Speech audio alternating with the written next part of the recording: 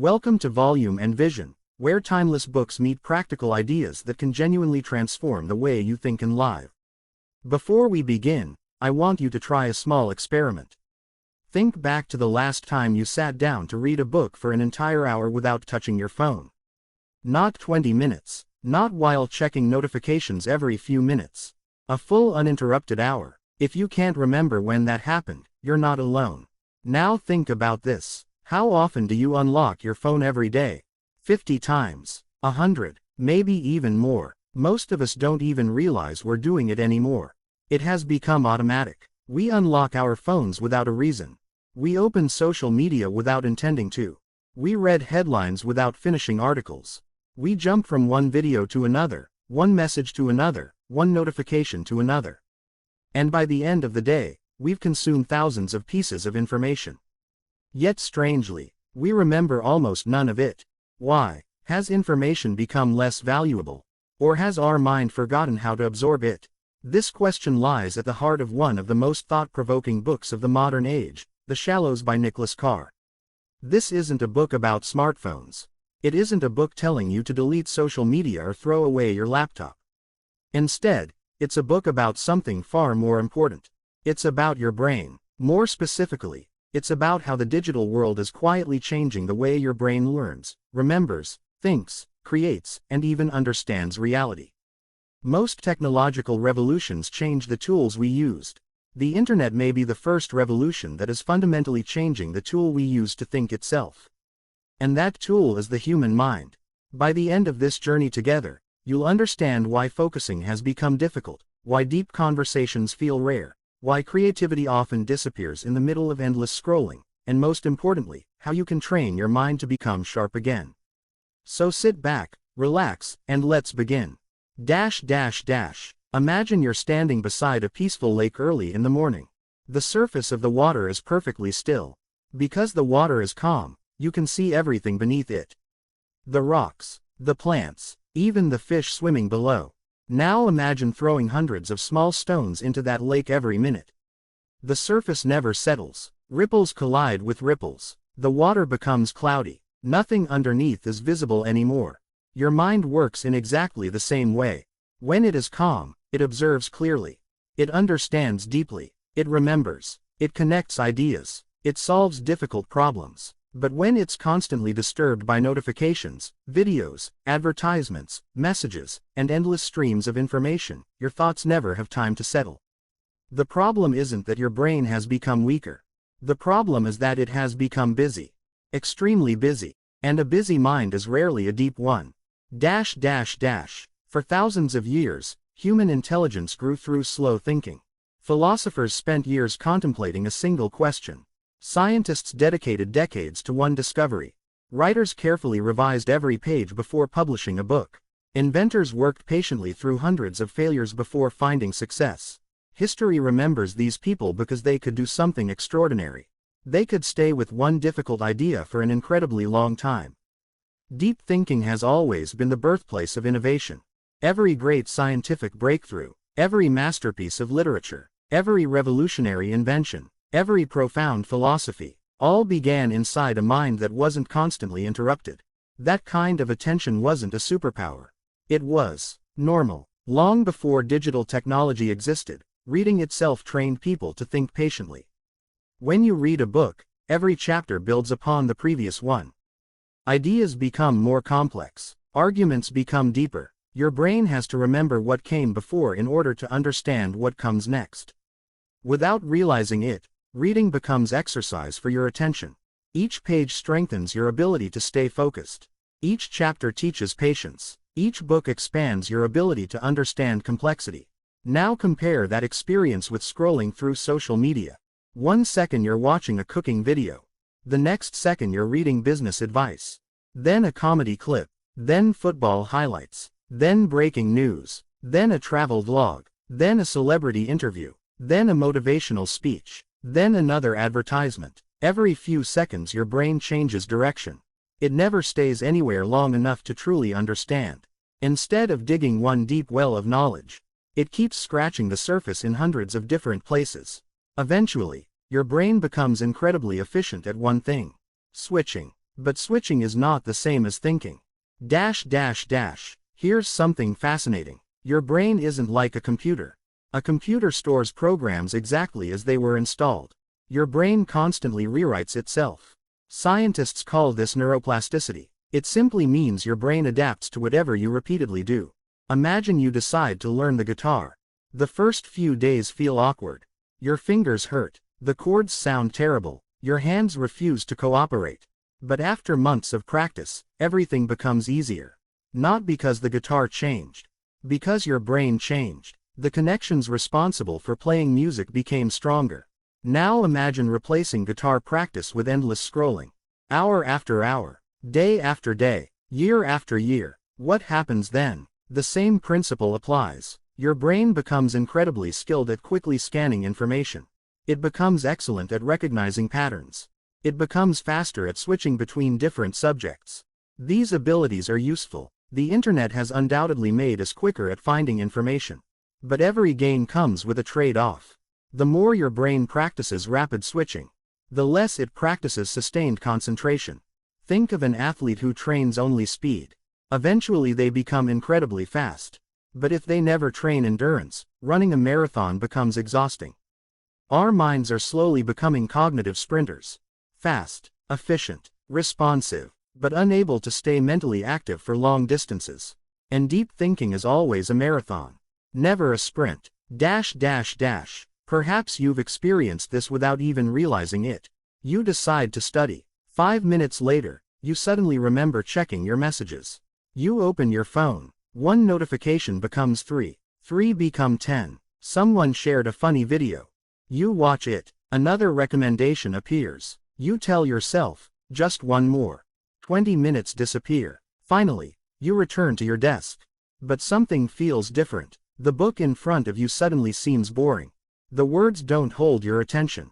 Your mind keeps wandering. This isn't because the book became boring. It's because your brain is still carrying pieces of everything you just consumed. Imagine trying to listen carefully to one person while 10 others continue whispering around you. Even if they're speaking softly, they occupy your attention. Your thoughts work exactly the same way. Every unfinished notification, every half-watched video, every unread message, every article you opened but never finished, leaves behind a small, mental footprint. These footprints don't disappear instantly. They compete for your attention. And eventually your brain becomes so crowded that silence itself feels uncomfortable. Many people now instinctively reach for their phone during the smallest moments of boredom. Waiting for an elevator, standing in a queue, sitting inside a taxi, waiting for food, even walking alone. Every empty moment gets filled. But here's the surprising truth. Those empty moments were never empty. They were where your brain quietly organized memories, solved problems, generated ideas, reflected on experiences, and discovered creativity. Sometimes the greatest ideas don't arrive while we're working. They arrive while we're doing absolutely nothing. Have you ever wondered why your best ideas appear in the shower? Or while taking a walk? Or just before falling asleep? It's because during those moments, your brain finally gets permission to breathe. Without constant input, different parts of your mind begin communicating with each other. Old memories connect with new experiences. Random thoughts combine into fresh ideas. Solutions appear unexpectedly. This is why many famous inventors, scientists, authors, and entrepreneurs valued long walks. Not because walking itself creates intelligence.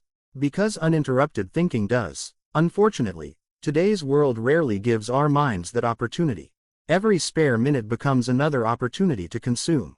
Another notification, another recommendation, another headline, another short video. Without realizing it, we're feeding our brains information every waking hour.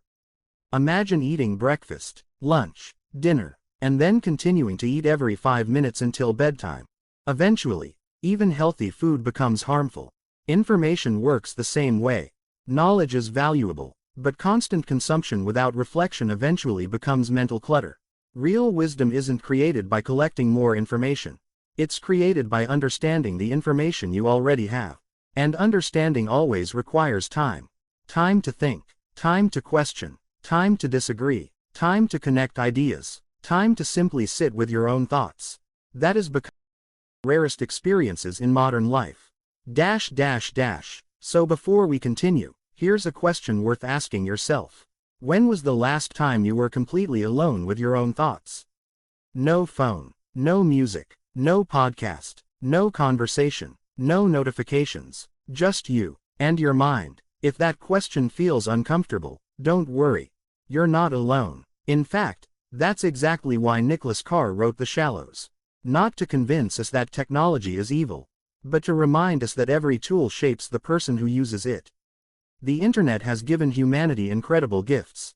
Instant knowledge, global communication, unlimited learning, opportunities that previous generations could only dream about. But every powerful tool also asks for something in return. The question is, what is the internet asking from us? As we continue this journey, we'll discover that the price may be much greater than most of us realize. And once you understand it, you'll never look at your phone, or your own mind, the same way again. The internet has given us something no generation before us ever had. The ability to find almost any piece of information within seconds. Need to know the capital of a country? A quick search gives you the answer. Want to learn a new language? Thousands of free lessons are waiting for you. Curious about space, history, science, or finance? Entire libraries now fit inside a device that slips into your pocket. From one perspective, this is one of humanity's greatest achievements. Knowledge has never been more accessible. But Nicholas Carr asks us to look beyond what technology gives us and examine what it quietly changes in return. Because every tool throughout history has reshaped the people who used it. The invention of maps changed how humans navigated the world. The mechanical clock changed how societies viewed time. The printing press transformed education, politics, and culture. And now, the internet is transforming something even more fundamental. The way we think. Not by force, not overnight, but one small habit at a time. Imagine learning to drive a car. During the first few weeks, every action demands your complete attention. You consciously think about the steering wheel, the mirrors, the accelerator, the brakes, the traffic around you. Your brain works hard because everything is unfamiliar. But after months of practice, something incredible happens. You no longer think about each movement individually. Driving becomes almost automatic. Your brain has created efficient pathways that allow you to perform a complicated task with surprisingly little effort. This is how every habit develops. Whether it's learning mathematics, speaking a new language, playing chess, or scrolling through social media, the brain doesn't judge your habits. It simply becomes better at whatever you repeat most often. If you repeatedly solve difficult problems, your brain becomes better at solving difficult problems. If you spend years practicing a musical instrument, your brain becomes remarkably efficient at recognizing rhythm and movement. And if you repeatedly jump from one piece of information to another every few seconds, your brain becomes exceptionally good at switching attention. The problem is that every strength usually comes with a weakness. As one ability grows stronger, another may slowly receive less attention. Think of a garden. The plants you water every day grow taller. The plants you ignore begin to wither. Your brain works in much the same way. The pathways you use constantly become stronger. The pathways you neglect gradually weaken. This isn't good news or bad news. It's simply how the human brain learns. Now consider how the average person spends a typical day. The alarm rings. Before getting out of bed, they check notifications. During breakfast, they scroll through headlines. On the way to work or college, they're listening to videos or podcasts. While working, emails arrive every few minutes. Messages interrupt conversations. Advertisements appear between articles. Music plays in the background. During lunch, another quick look at social media. Then more messages, more notifications, more recommendations, more endless scrolling before bed. At first glance, these moments seem harmless. After all, each interruption lasts only a few seconds. But here's what most people fail to notice. Your brain doesn't experience these interruptions as separate events. It experiences them as continuous fragmentation. Imagine trying to complete a 1,000-piece puzzle. Just as you're beginning to recognize the pattern, someone shakes the table. You start arranging the pieces again. Then the table shakes once more. Eventually, finishing the puzzle becomes exhausting. Not because the puzzle is impossible, but because you never receive enough uninterrupted time to solve it. Deep thinking works exactly the same way. Every interruption forces your mind to rebuild its concentration from the beginning. And rebuilding concentration requires energy. Far more energy than most people realize. Psychologists have discovered something fascinating about human attention. Whenever you switch from one task to another, your mind doesn't completely leave the first task behind. A small part of your attention remains attached to whatever you were doing previously. Imagine closing an email halfway through writing it. Although you've moved on to another task, part of your brain continues thinking about that unfinished message. Now imagine doing this 50 times every day. Unfinished conversations, half-read articles, partially watched videos, notifications waiting for replies, tabs left open, ideas interrupted halfway. One by one, they begin filling your mental workspace. Eventually, your thoughts become crowded. Not because you're thinking deeply, but because you're thinking about too many things at once. This explains why many people feel mentally exhausted despite accomplishing very little. Their minds aren't tired from meaningful work. They're tired from constant switching. Every switch has a cost. It may only take a second physically, but mentally, it leaves behind tiny fragments that compete for your attention long after you've moved on. Imagine trying to write an important report while 20 different radio stations play quietly in the background. None of them are loud enough to stop you completely. But together, they make clear thinking almost impossible. This invisible mental noise has become one of the defining characteristics of modern life. One of the greatest casualties of this new way of thinking is something most of us rarely appreciate until it's gone. Deep reading. Reading isn't simply recognizing words on a page. It's one of the most complex activities your brain performs. When you truly read a book, your mind isn't just collecting information. It's creating conversations. Every paragraph connects with previous knowledge. Every chapter builds new mental models. Every story teaches empathy by allowing you to experience another person's perspective. When an author introduces a difficult idea, your brain pauses.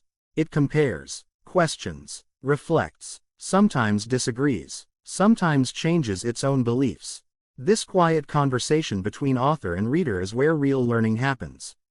But that process requires one essential ingredient: time. Not just time to read, time to think. Unfortunately, the internet has trained many of us to value speed over understanding. We skim instead of studying. We search instead of exploring. We consume instead of contemplating. Headlines replace chapters. Summaries replace books. Short clips replace long discussions. Gradually, patience itself begins disappearing. We start expecting every answer within seconds. Anything that demands effort feels boring. Anything that requires concentration feels difficult. Anything that moves slowly feels outdated. Without realizing it, we've begun treating our minds the same way we treat search engines. We want instant results, but wisdom has never worked that way. Imagine meeting someone who has visited 100 countries. They've taken thousands of photographs, collected souvenirs, posted beautiful pictures online. Now imagine another traveler. They've only visited 3 countries, but they lived there for months, learned the language, made lifelong friendships, understood the culture. Which traveler truly knows the world? The same difference exists between collecting information and gaining understanding. The internet allows us to visit millions of ideas every day, but genuine knowledge comes from staying with an idea long enough for it to change us. That transformation cannot happen while rushing from one topic to another every few seconds. Depth always requires patience, and patience is becoming increasingly rare. Perhaps that's why so many people today know more facts than any generation before them, yet often struggle to connect those facts into meaningful understanding. We mistake information for intelligence, but they're not the same thing. Information tells you what happened. Understanding explains why it happened. Wisdom teaches you what to do with that understanding. Technology has made information abundant. Understanding and wisdom, however, still require the oldest tool humanity has ever possessed: focused attention. And as we'll discover next, that attention has quietly become one of the most valuable resources on Earth. Not because it's rare by nature, but because an entire global industry is competing every single day to capture it. The question is no longer whether your attention is valuable, The question is, who is benefiting from it? You, or someone else? Who owns your attention? At first, that question sounds strange. After all, your attention belongs to you, doesn't it? You decide what to watch. You choose what to read. You control how you spend your time. Or at least, that's what most of us like to believe. But let's take a closer look. Imagine walking into a supermarket with only one item on your shopping list, a carton of milk. Simple enough. Yet somehow, 20 minutes later, you're standing at the checkout with chips, chocolates, soft drinks, biscuits, and a few things you never intended to buy. What happened? Did you suddenly need all those things? Probably not. The supermarket wasn't simply displaying products. It was carefully designed to influence your decisions. The most profitable items were placed at eye level. The pleasant aroma of freshly baked bread encouraged you to stay longer. The checkout counter was filled with impulse purchases. Soft music slowed your pace. Bright signs pulled your attention in different directions. Every detail was intentional. Now imagine a supermarket that learns your habits every single day. It knows what catches your eye. What makes you stop scrolling? What excites you? What makes you angry? What makes you laugh? What keeps you watching for just one more minute? That supermarket already exists. It's called the internet. Every time you click on something, every video you watch, every post you like, every article you read, every search you make, you're teaching algorithms something about yourself. Not because someone is personally watching you, but because computers are constantly learning patterns. Slowly, they begin answering one important question. What is most likely to keep this person engaged? Once they discover the answer, they become better and better at presenting exactly that. You may think you're choosing your next video, but in many cases, the next video has already been chosen for you. The recommendation appears. You click. Another appears. You click again. An hour passes. Then two. Without realizing it, your evening disappeared.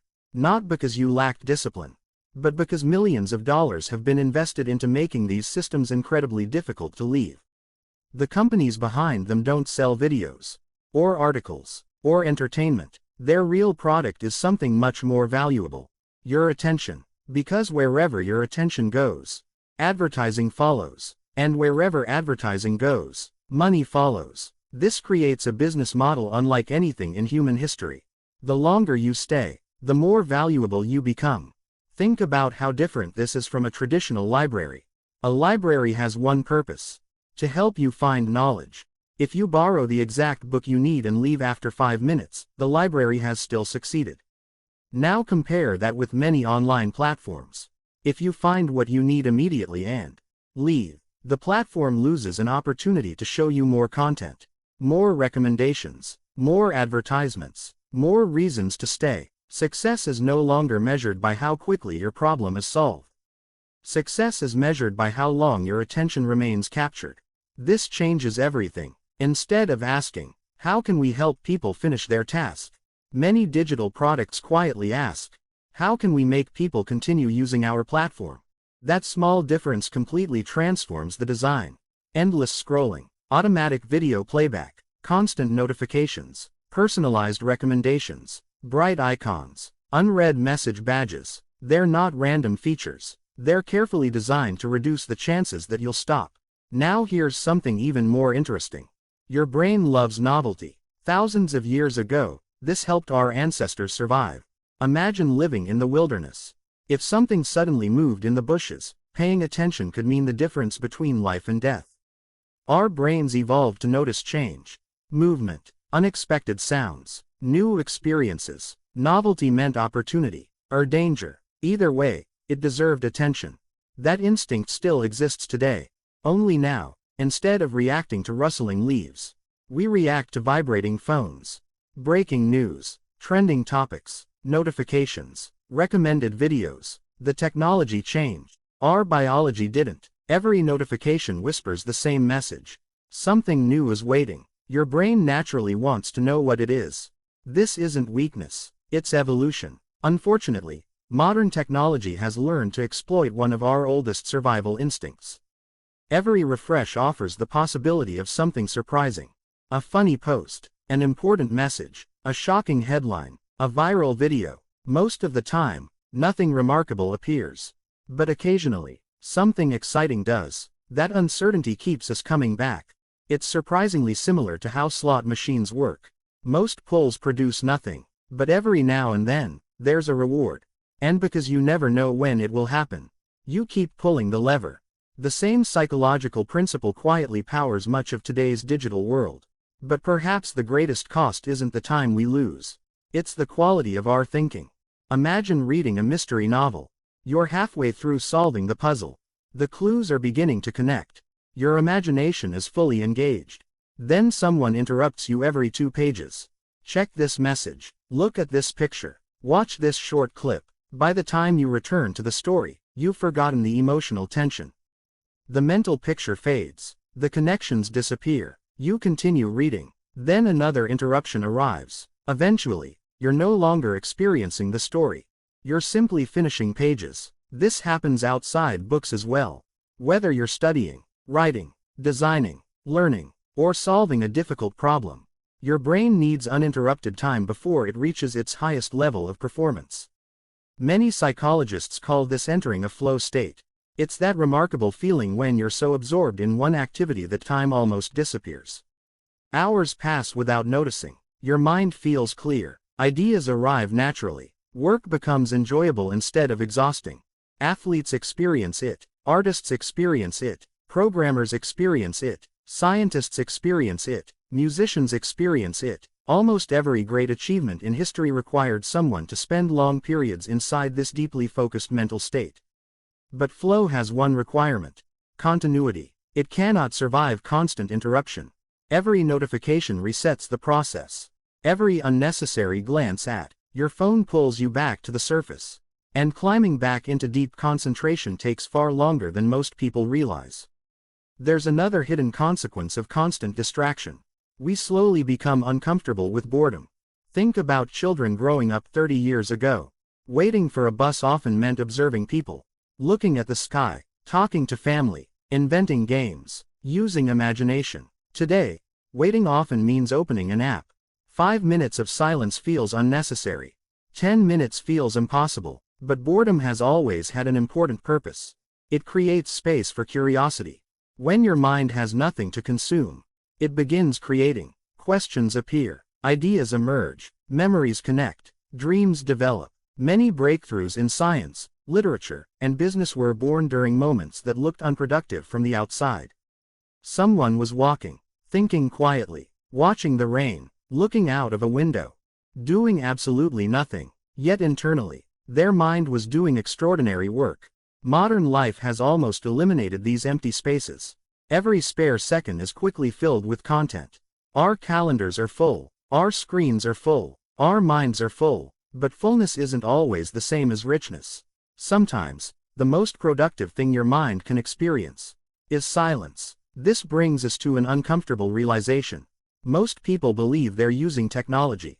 But often, technology is shaping the way they think without them noticing. Again, this doesn't make technology evil. Fire can cook food, or burn a forest. The tool isn't the problem. The question is whether we're using the tool consciously, or allowing the tool to use us. Nicholas Carr isn't asking us to reject the internet. That would ignore all the extraordinary benefits it has brought humanity. Instead, he invites us to ask a far more important question. Can we enjoy the incredible advantages of technology without sacrificing the ability to think deeply? Can we remain connected without becoming constantly distracted? Can we consume information without losing the ability to create wisdom? The answer isn't found in abandoning modern life. It's found in learning how to master our attention instead of giving it away. And that journey begins with understanding one powerful truth. Attention is like a muscle. The more intentionally you train it, the stronger it becomes. The more you neglect it, the weaker it grows. Fortunately, just as the brain learned distraction, it can also learn focus. And that's exactly where our journey goes next. If our brains can be trained to lose focus, then an even more hopeful question appears. Can they be trained to regain it? The answer, according to both neuroscience and experience, is yes. Your brain is not a machine with fixed wiring. It is more like a living forest. The paths you walk every day become clear and easy to follow. The paths you abandon slowly disappear beneath new growth. The current level of focus is not your permanent identity. It's simply the result of the habits you've practiced the most. That's incredibly empowering, because habits can change. And when habits change, the brain changes with them. Think about someone who decides to run their very first marathon. On the first day, even running for 5 minutes feels exhausting. Their breathing becomes heavy. Their legs ache. They begin wondering whether they're simply not built for running. But after weeks of consistent practice, something remarkable happens. The distance that once seemed impossible becomes comfortable. The body adapts. The lungs adapt. The muscles adapt. Nothing magical happened overnight. Small improvements, repeated consistently, created extraordinary results. Your attention works exactly the same way. Many people believe concentration is something you're either born with or without. But focus is not a personality trait. It's a skill. And like every skill, it becomes stronger through deliberate practice. Unfortunately, modern life rarely gives us opportunities to practice it. Instead, we're constantly practicing distraction. Imagine trying to become physically stronger while spending every day lying in bed. No matter how badly you wanted bigger muscles, they would never develop without resistance. The mind follows the same rule. Attention grows stronger only when it is challenged. One reason people struggle to rebuild their focus is because they expect instant results. After years of constant digital stimulation, they decide to study for 3 hours without interruption. Within 15 minutes, their mind begins wandering. They become frustrated. I guess I just can't focus anymore. But that's like someone lifting weights for the first time and expecting to bench press twice their body weight. Real progress is gradual. The brain must relearn something it has slowly forgotten. It needs time. Imagine trying to calm a lake after a powerful storm. The waves don't disappear the moment the wind stops. They slowly settle, minute by minute. Your thoughts behave in much the same way. When you first remove distractions, your mind often feels even noisier. Random thoughts appear. Old memories return. You suddenly remember things you forgot weeks ago. This isn't failure. It's your brain adjusting to silence. For perhaps the first time in a long while, your mind is no longer being flooded with constant stimulation. It finally has space to process everything it has been carrying. That process can feel uncomfortable at first. But on the other side of that discomfort lies clarity. Carr suggests that one of the greatest gifts we can give ourselves is something surprisingly simple. Time without interruption. Notice that he doesn't say, time without work. He says uninterrupted time, because interruption is often more damaging than difficulty. Imagine writing an important letter. Just as you're about to express your best idea, someone interrupts. 5 minutes later, you return. Then another interruption. Then another. Eventually, you're spending more time remembering where you left off than actually writing. This happens every day in offices around the world. A notification appears. Someone sends a message. An email arrives. A meeting begins. A phone vibrates. Each interruption seems tiny, almost insignificant. But together, they shatter the rhythm of deep thought. The mind keeps restarting, and restarting, and restarting. It's like trying to build a sandcastle while someone repeatedly kicks down one side before you're finished. Eventually, the problem isn't your ability. It's the environment you're trying to work in. This is why some of history's greatest thinkers fiercely protected their solitude. Not because they disliked people, not because they feared the outside world, but because they understood something many of us have forgotten. Deep ideas need uninterrupted time to grow. A seed doesn't become a tree overnight. It grows quietly beneath the surface long before anyone notices. Ideas grow the same way. Most breakthroughs don't appear in a single flash of genius. They emerge after days, weeks, sometimes years, of patiently wrestling with the same question. The greatest inventions were rarely born from distraction. The greatest novels weren't written between checking notifications. The greatest scientific discoveries didn't happen while someone switched between 20 browser tabs. Excellence has always demanded sustained attention. Technology may have changed. That truth has not. There's another habit Carr encourages us to rediscover.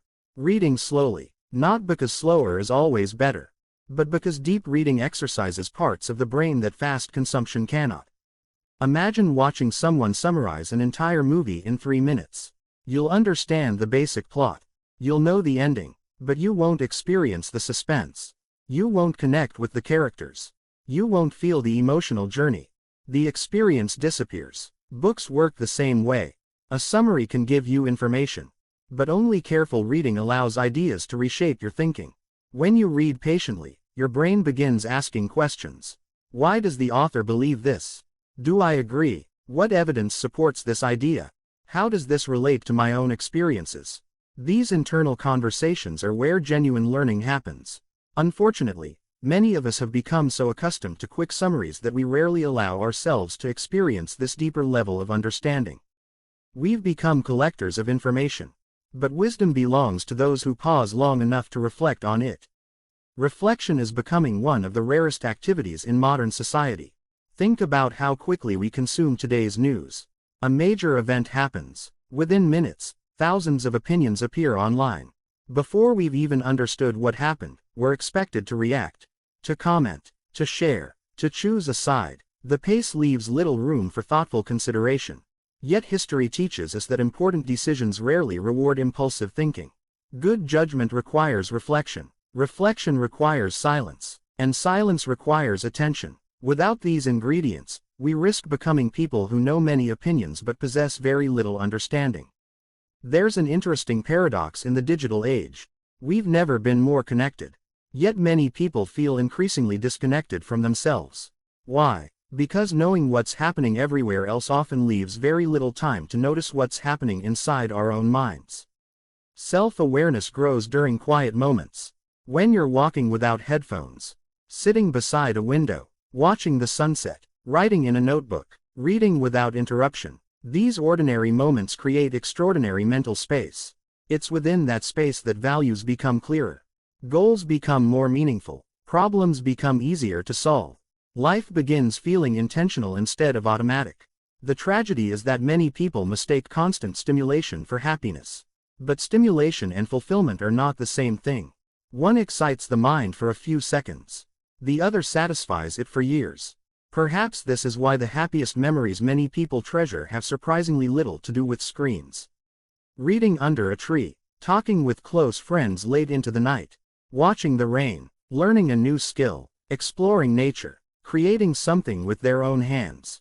These moments share one common feature: presence. They require us to be fully where we are, not mentally jumping between dozens of unfinished thoughts, not constantly wondering what we're missing online, just being completely engaged with the moment in front of us.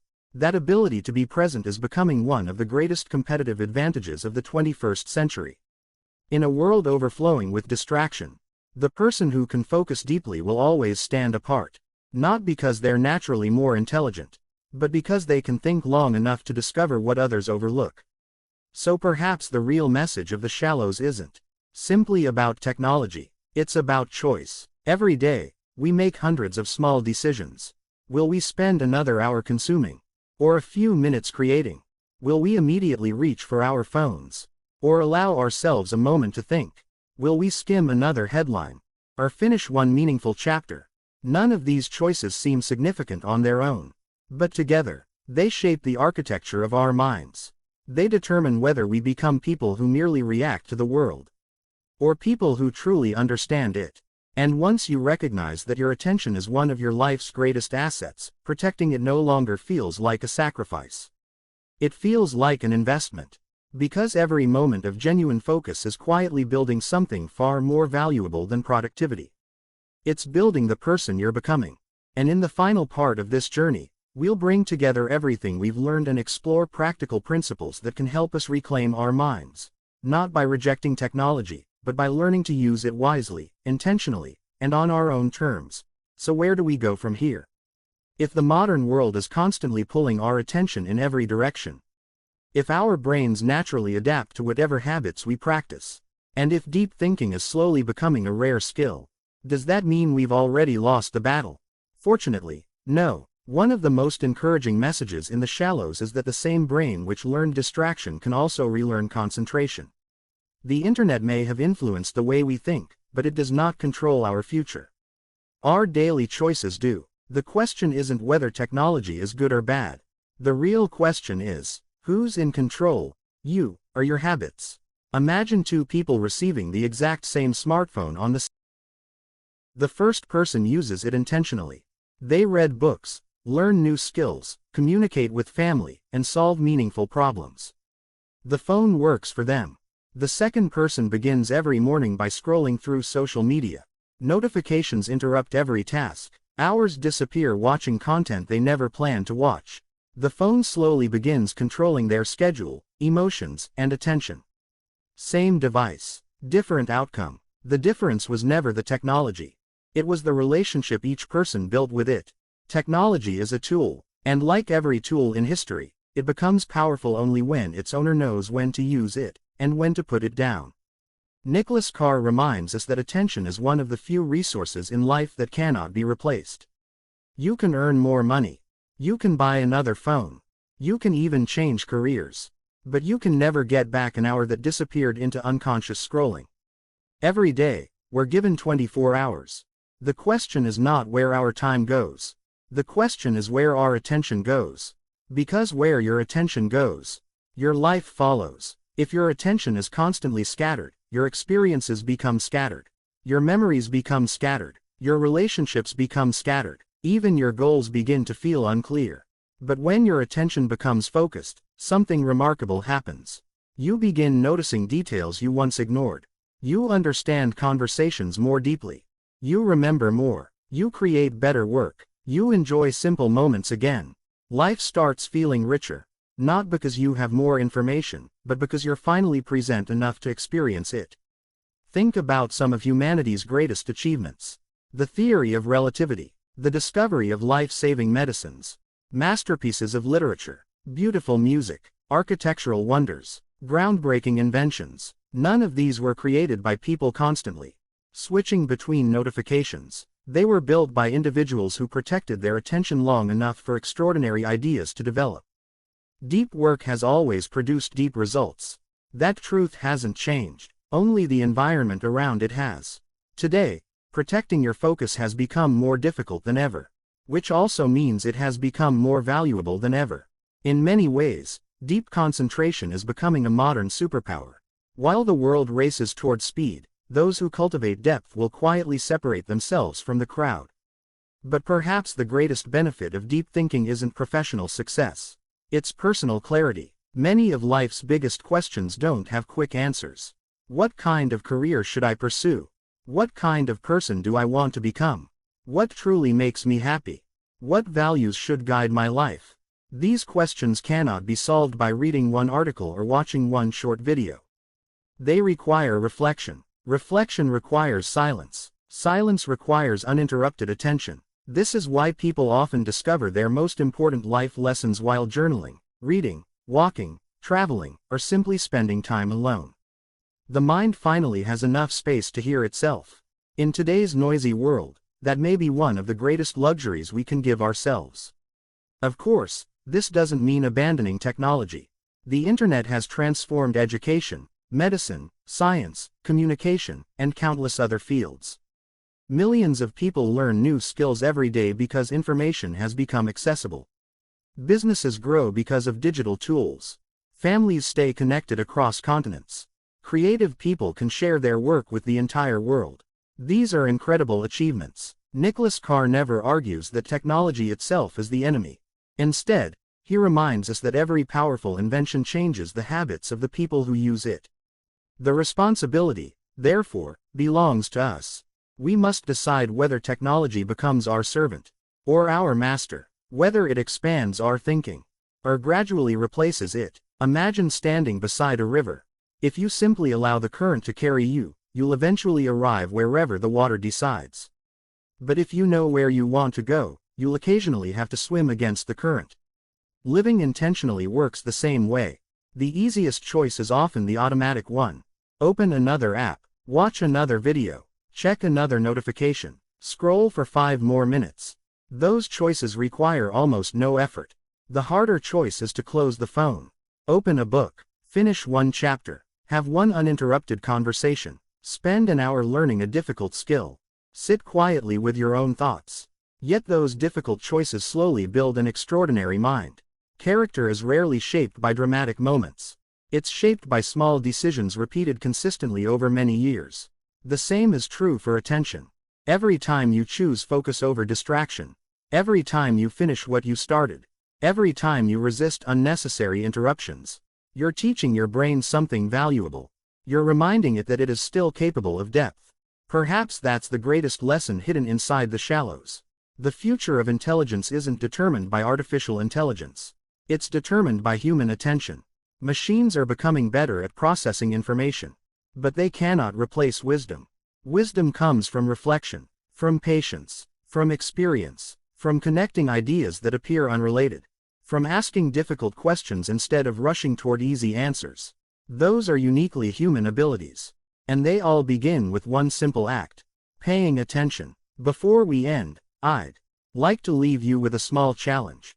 Tomorrow morning, before reaching for your phone, spend just 10 quiet minutes with your own thoughts. No notifications, no social media, no news, no videos. Simply observe your mind. You might feel restless at first. That's completely normal. But if you repeat this practice day after day, something remarkable begins to happen. Your thoughts become clearer. Your concentration becomes stronger. Reading becomes enjoyable again. Learning becomes deeper. Even conversations become more meaningful. Not because the world changed, but because your mind did. And that's exactly what Nicholas Carr wanted us to understand. The brain is always changing.